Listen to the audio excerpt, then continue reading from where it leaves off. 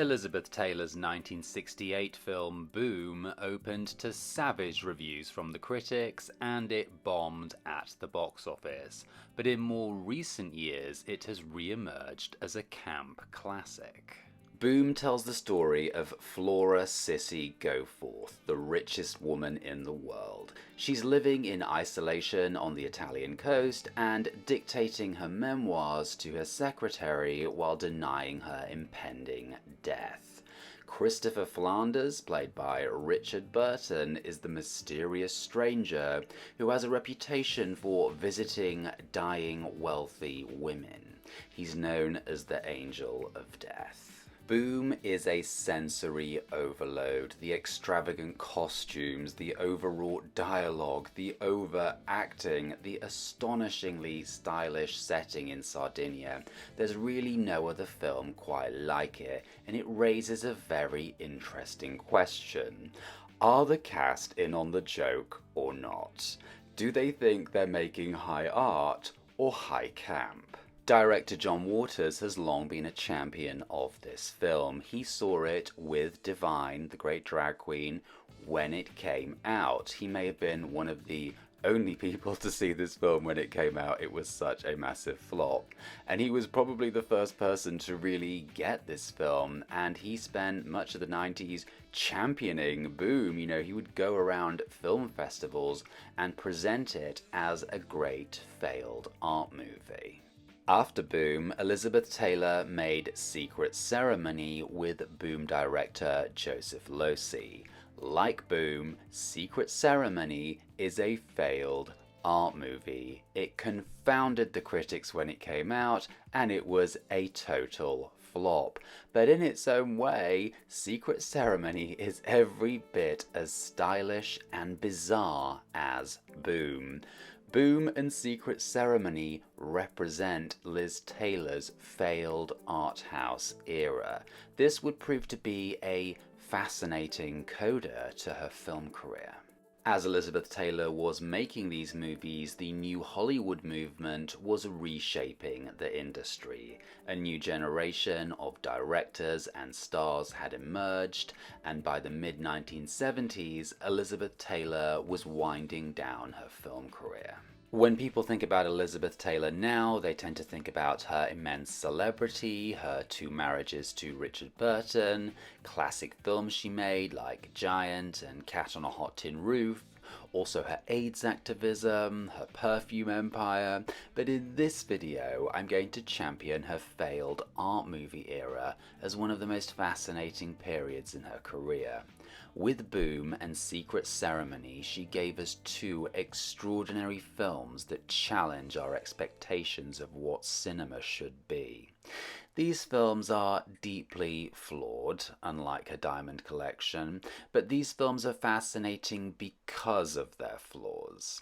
Taylor could have played it easy at this point in her career, but instead she chose to push herself to her limits as an actress and make bizarre art films. Before we dive into the making of Boom, we need to take a step back and look at the Tennessee Williams play that inspired the film, The Milk Train Doesn't Stop Here Anymore. The Milk Train Doesn't Stop Here Anymore, later renamed Boom, was written in 1962 and 63. So this was a play from Tennessee Williams' late period. Now, Tennessee Williams was one of the best playwrights of the last century, but by this stage in his life, his dependence on drink and drugs had caught up with him. Most critics argued that his writing became less focused, and the glowing reviews were a thing of the past. The protagonist of Milk Train, Flora Goforth, was, as with all Williams' characters, a version of himself, but she was also inspired in part by Tallulah Bankhead, the grandest of Broadway's grand dames. Bankhead was also the partial inspiration for Blanche Dubois, Williams' most famous character. Tallulah Bankhead is one of the great camp icons, and I will be doing a video on her when I finished researching it. It's very fitting that Tallulah helped to shape the role Liz Taylor would go on to play in Boom. For those of you that haven't seen Tallulah in action, here's a short clip of her as Black Widow in Batman.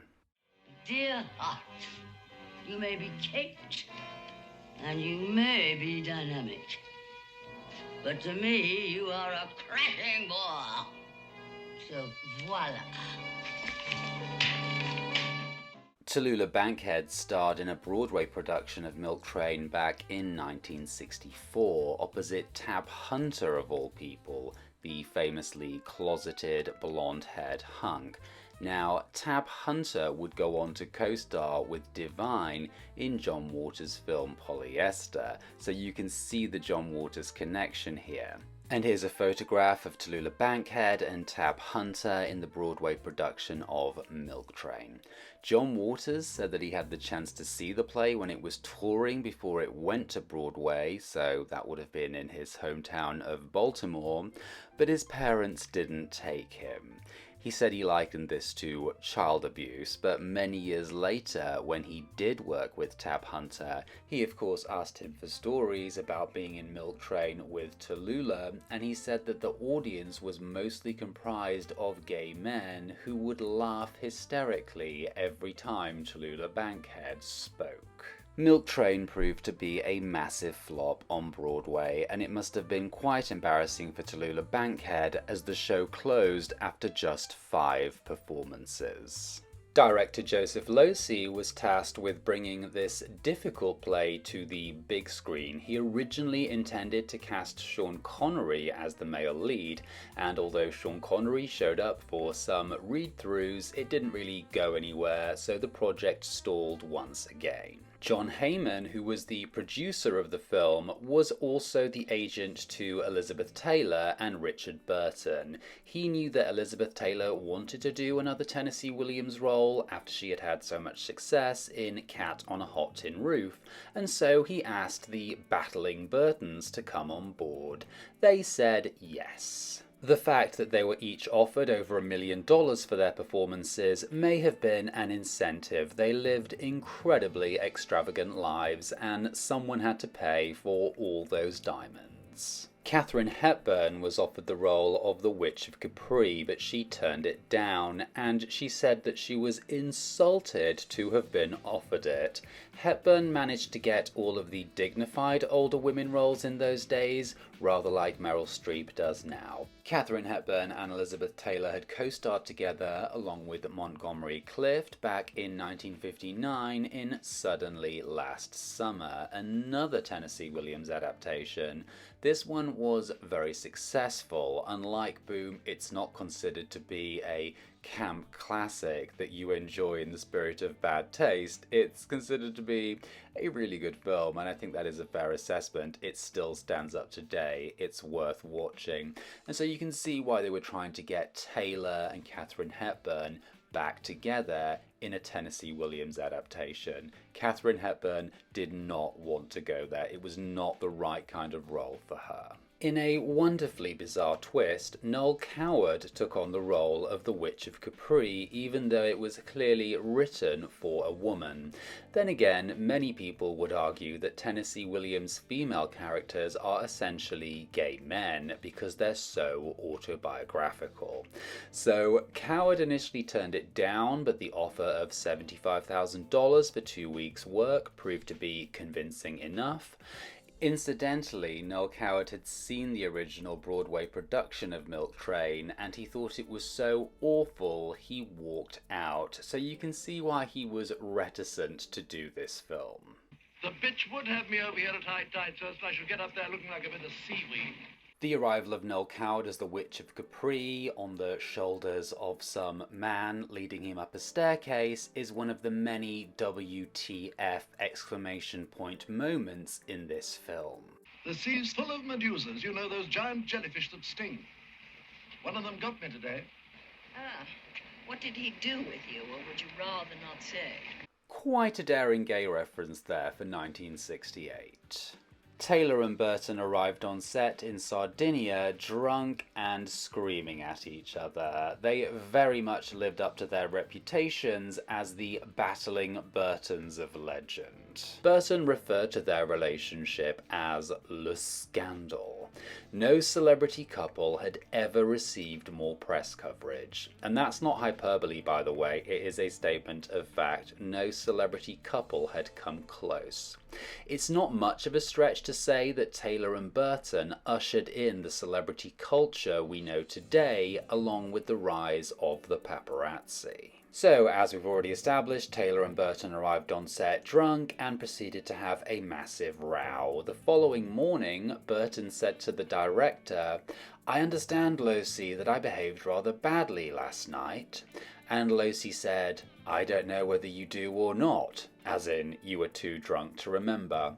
And Burton said, "Well, this is as much of an apology as you're ever going to get." As with all the films Taylor and Burton co-starred in, Boom is very meta, because the tumultuous relationship depicted on screen between Sissy Goforth and the Angel of Death mirrors the tumultuous relationship of Richard Burton and Liz Taylor. And that was really the sell, that's what audiences were paying to come and see. There's no way you would cast Taylor and Burton as a happy, well-adjusted couple. No one would believe it. Their drink-fueled arguments were a thing of legend. Burton chronicled many of their rows in his fascinatingly morbid diaries.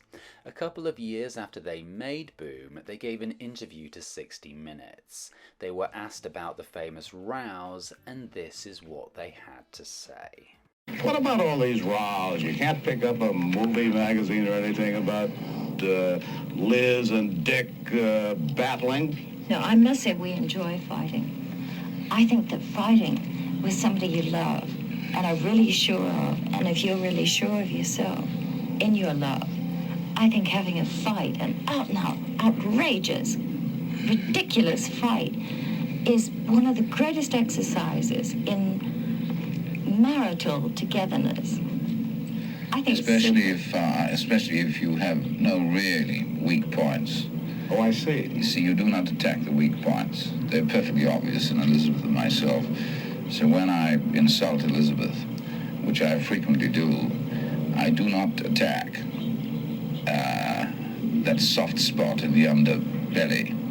And when she attacks me, double chins. You bloody well have.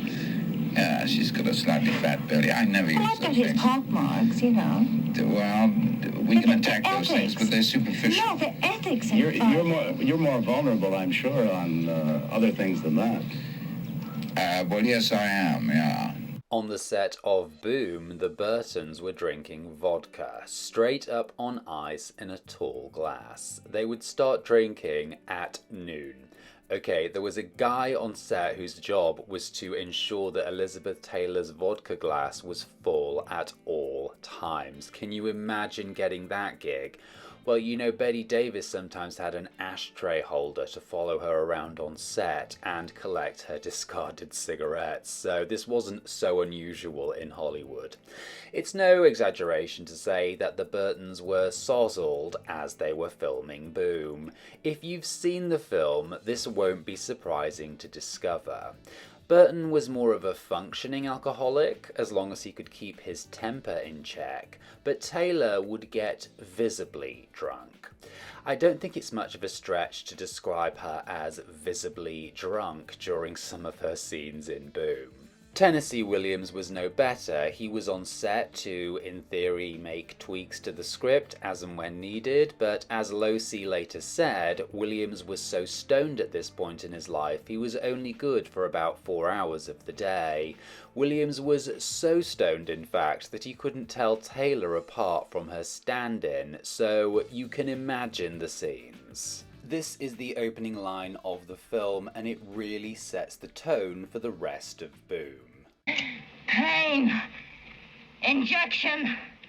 And then there's the bizarre refrain that Richard Burton says several times that explains the title of the film. I think it's supposed to be profound, but is it? Does it mean anything?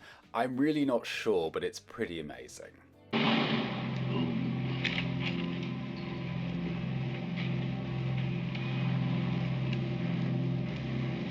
The shock of each moment of still being alive. And so the waves breaking against the shore, they represent the shock of each moment of still being alive. It's the most Tennessee Williams coded line ever, and as Boom is a play from his late period, you know, we get some extraordinary flights of fancy, incredibly lyrical descriptions of life, love, death, and everything else, and then you get these moments where you're like, huh? What is he talking about? Despite all of the tension between Elizabeth Taylor and Richard Burton, my favourite scenes in the film are between Taylor and Noel Coward in his role as the Witch of Capri. First of all, look at Liz Taylor's outfit during this scene. This surrealist kabuki costume she wears is just a masterpiece, I think. If you watch this little clip here, you'll see her fluff one of her lines. I wonder if this was the vodka talking. Actually, I studied kabuki once. I became quite good at it. And here's Liz Taylor as Sissy Goforth performing kabuki.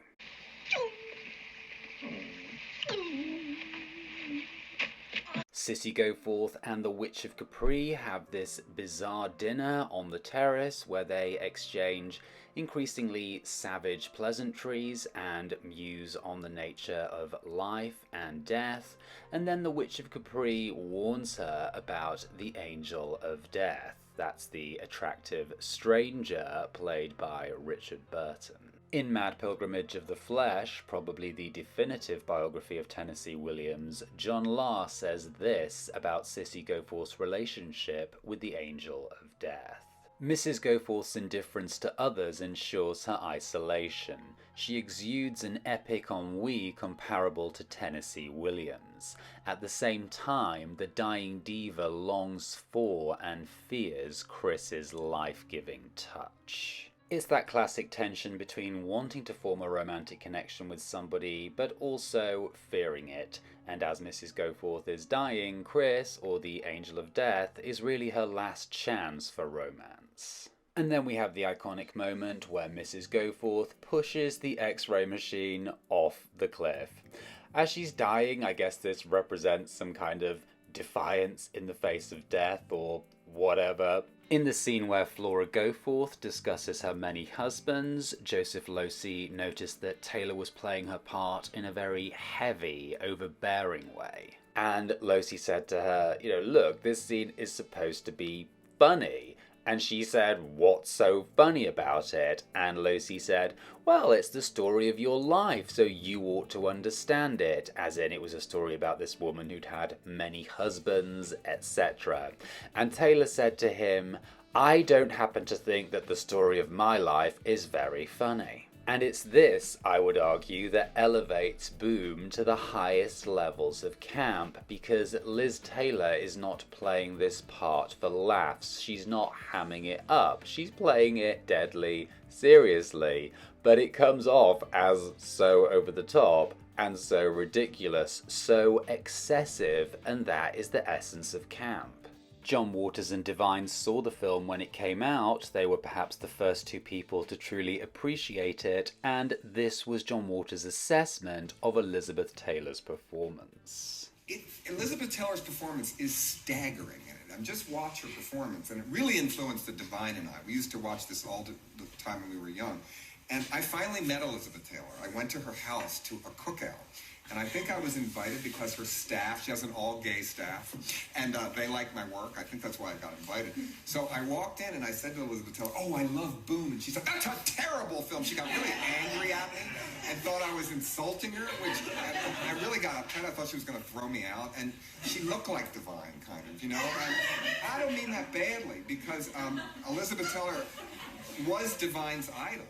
If you watch Boom and then watch John Waters classics like Pink Flamingos and Female Trouble, you will really see the Elizabeth Taylor influence on the divine character, particularly the way Elizabeth Taylor performs drunkenly in Boom. Once you've seen it, you cannot unsee it. Boom is a visual feast, and so we have to talk about the outfits. Elizabeth Taylor's gowns in this film were designed by Tiziani of Rome. The very Italian-sounding atelier was in fact founded by a guy from Texas called Evan Richards. Now, in this time period, Karl Lagerfeld was working for Tiziani of Rome, and Lagerfeld later confirmed to John Waters that he had designed many of Liz Taylor's Boom outfits himself. Production designer Richard McDonald was responsible for the stunning furnishings and the house where Elizabeth Taylor's character is living.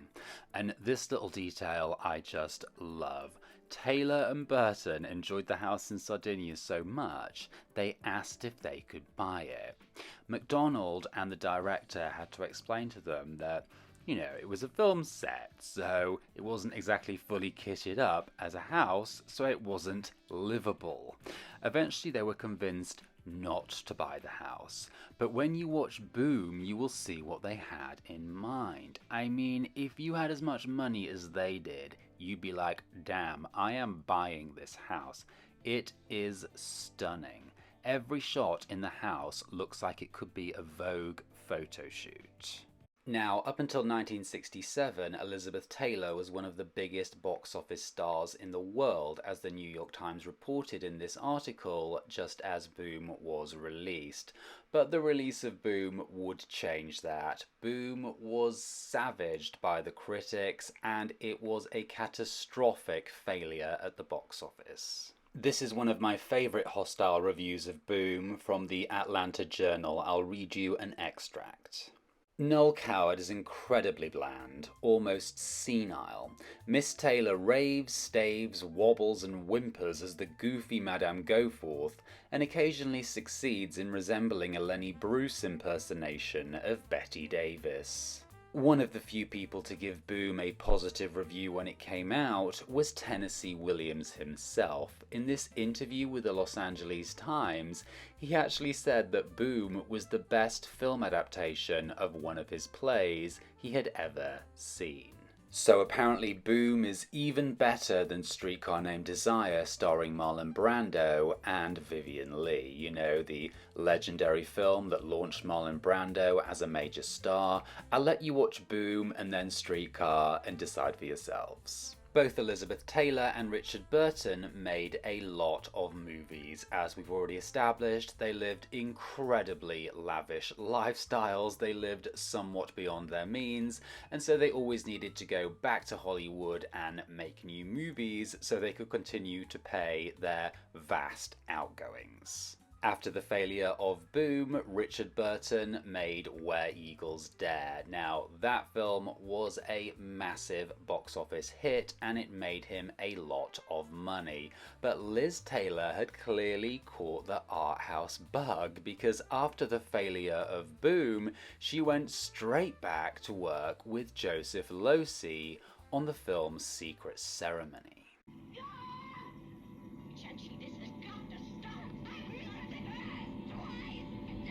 Taylor had clearly enjoyed making Boom with Joseph Losey because it was her idea to make another film with him straight after they'd finished filming, but crucially, she pitched this idea before Boom was released. As we've already established, Boom got terrible reviews and it lost money at the box office, so there's no way Taylor would have worked with Losey again had the timing been slightly different. So the fact that this film happened at all is really quite extraordinary. Secret Ceremony is a very strange film. Okay, here is the plot in a nutshell. Elizabeth Taylor plays Leonora, an aging prostitute, And Mia Farrow plays Cenci, a strange girl who has lost her mother, and when she sees Liz Taylor's character, she thinks that she looks like her mother, and so she invites Leonora, the aging prostitute, to come and live with her in her huge house in Kensington,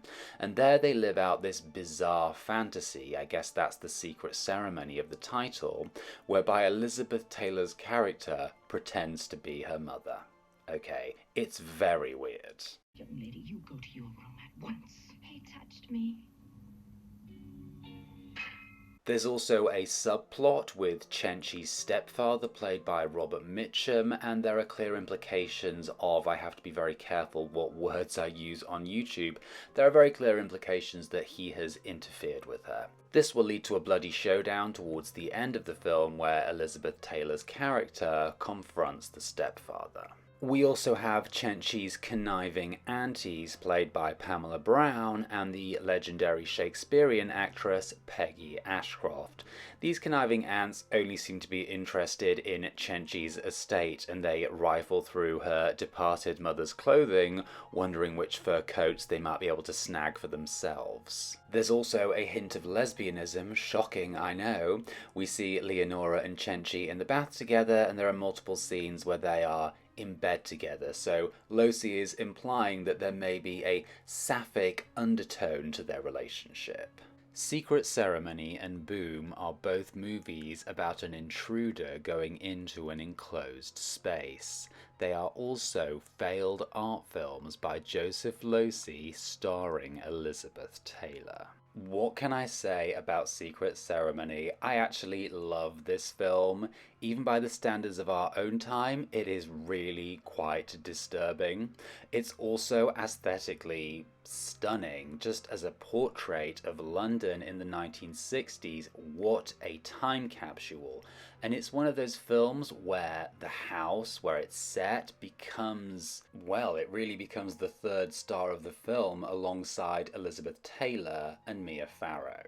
Secret Ceremony was filmed at Debenham House in Kensington, also known as Peacock House, and you can see why Losey was drawn to this house. It is really quite mad, the way it's built, the decor, it's so eccentric, the colours and everything. I mean, it clearly mirrors the psychological instability of the characters. I'm surprised Elizabeth Taylor didn't try to buy Debenham House after making this film. After all, she and Richard Burton tried to buy the Boom House, even though it was a film set and not really functioning as a property.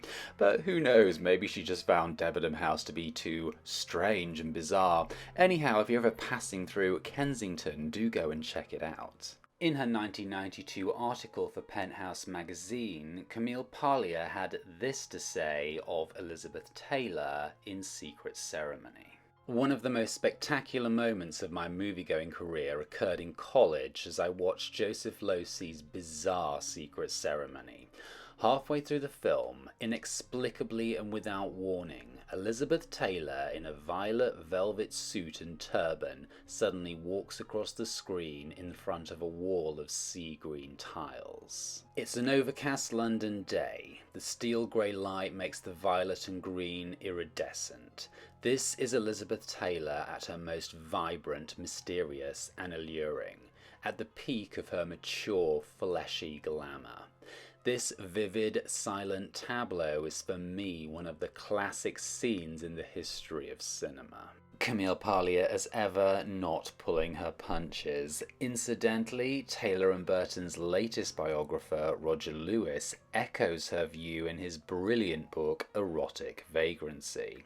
He's happy to go along with Parlier's thesis that this is one of the great moments in the history of cinema. I'll throw my hat in the ring. I'm inclined to agree. If you've seen the film, let me know if you do too. There's a brilliant scene in the film where Taylor's character arrives at the house with the deranged girl who's adopted her as her pretend mother. I know, the plot is insane.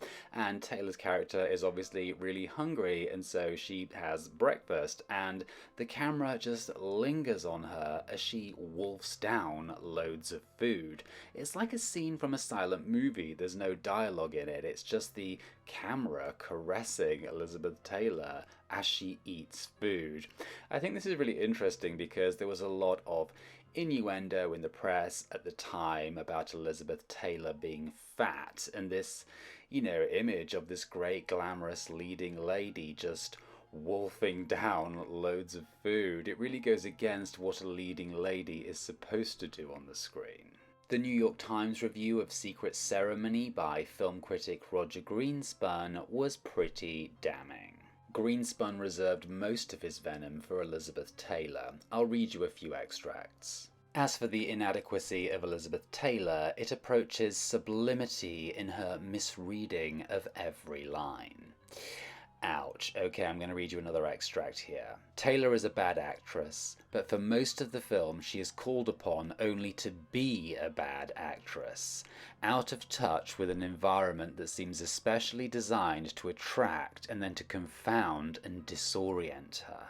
Okay, lastly I'm going to read you this section, this bizarre digression where he starts rhapsodizing about mirrors. Among filmmakers, Losey is the greatest poet of mirrors, greater even than Jean Cocteau, because he knows they are environments in their own right, accepting, changing, and never quite giving back the world they reflect.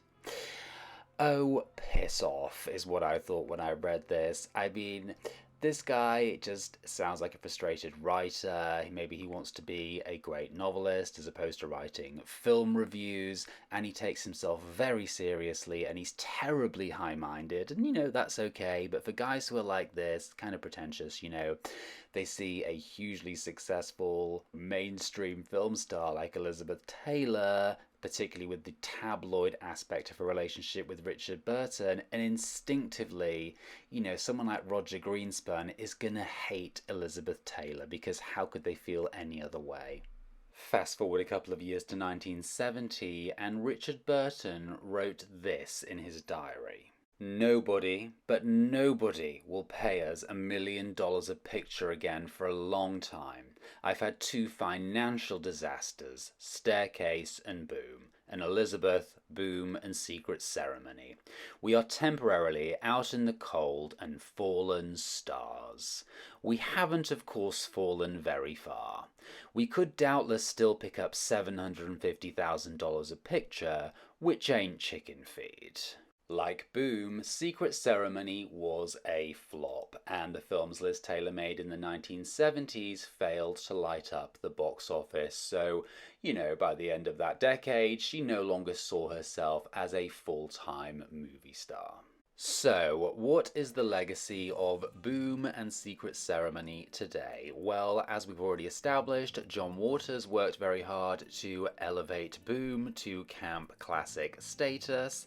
Even so, I think it has a pretty limited audience in this day and age. Also, Secret Ceremony, very limited audience. So if you've made it to the end of this video, hi, please like and subscribe. And I would suggest watch Boom, watch Secret Ceremony, because I think they are fascinating films. However much I love these films, it might be a bit of a stretch to say that they are good films. They are, as John Waters said, failed art movies, but they are so fascinating. They fail in the most beautiful way. And Joseph Losey's aesthetic instincts are impeccable. In an alternative, even camper world, he would have been a great interior designer. When you look back at cinema's most notable flops and rewatch them, should you be so inclined to do that, you might think to yourself, yeah, I get why that film flopped, it's just not very good. And as I was watching Boom and Secret Ceremony, I thought to myself, yeah, I totally get why those films flopped. They didn't stand a chance from a commercial standpoint, but they are ripe for rediscovery now. I showed you a clip earlier of John Waters describing that time he went to a cookout at Liz Taylor's house in the late 90s. He told her he loved Boom and she got really angry. She thought that he was making fun of her. I later found out in a subsequent interview that there's a bit more to the story. Okay, so John Waters sat down with Elizabeth Taylor and explained to her why he loved Boom, and she was a bit baffled, but she took on board what he was saying. Anyhow, as the party progressed, John Waters was a little bit drunk, and so on his way out of Elizabeth Taylor's house, he kissed her goodbye, and then he whispered this into her ear. The shock of each moment of still being alive.